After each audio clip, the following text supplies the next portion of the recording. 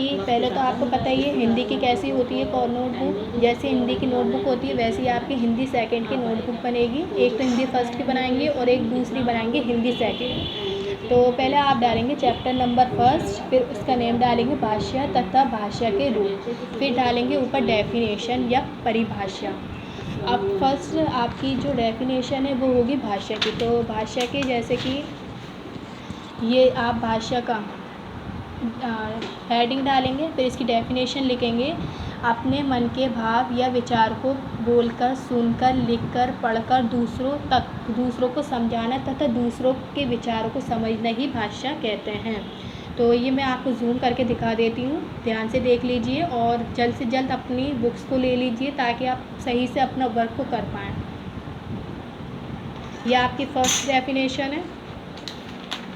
और second definition आप करेंगे मौखिक भाषा।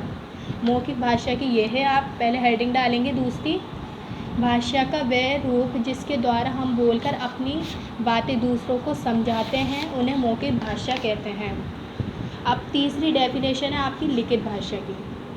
लिखित भाषा की है, भाषा का वह रूप जिसके द्वारा लिखकर अपनी बात समझाई जाती है लिखित रूप कहलाती है। तो मौखिक की आप जूम करके देख लीजिए ध्यान से ताकि आप सही से लिख पाएँ।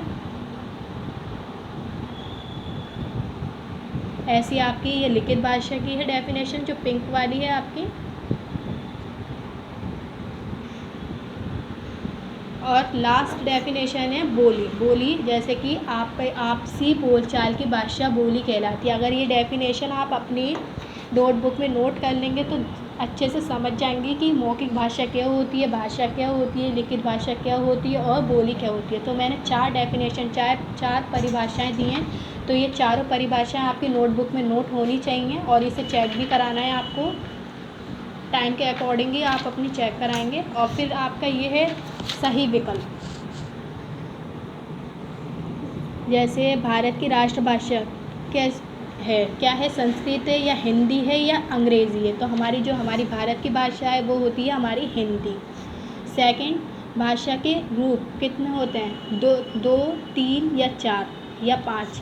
तो हमारे जो 2 रूप होते हैं, भाषा के 2 रूप होते हैं, बताए थे अभी, लिखित और मौखिक।